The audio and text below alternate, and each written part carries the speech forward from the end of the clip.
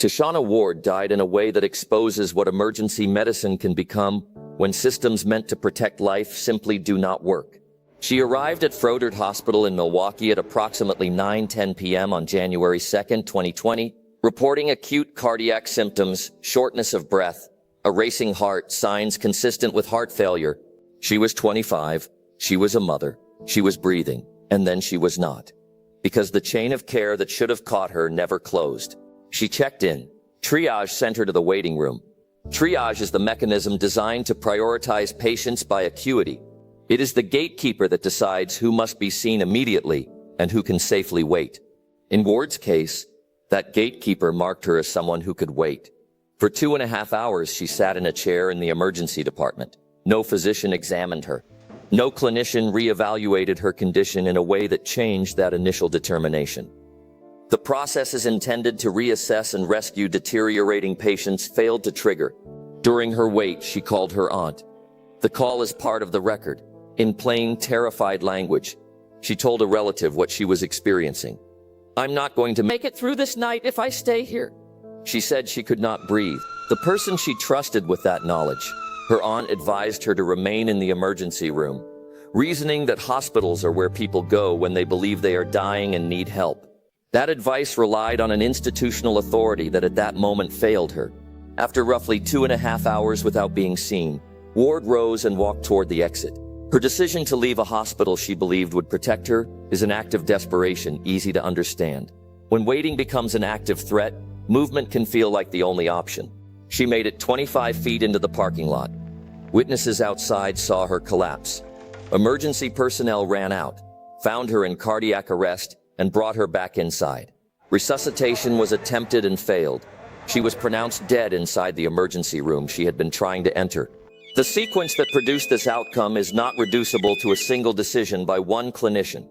It is a tapestry of institutional failures, an initial triage assessment that underestimated acuity, a monitoring system that did not detect or escalate clear deterioration in the waiting room, and a gap between what the patient knew of her own body and what the institution had recorded about her condition.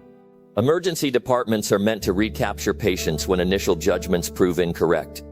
The safety nets in this case did not hold. The Ward family pursued legal accountability through a lawsuit alleging that Froedtert Health and the Medical College of Wisconsin failed to provide timely evaluation and treatment. Failures caused her death. The case crystallized a public image that few institutions want.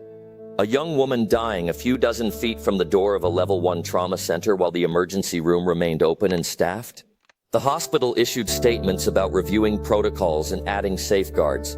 Public disclosure about disciplinary actions or specific operational reforms has been limited. No criminal charges followed. No medical license revocations were reported.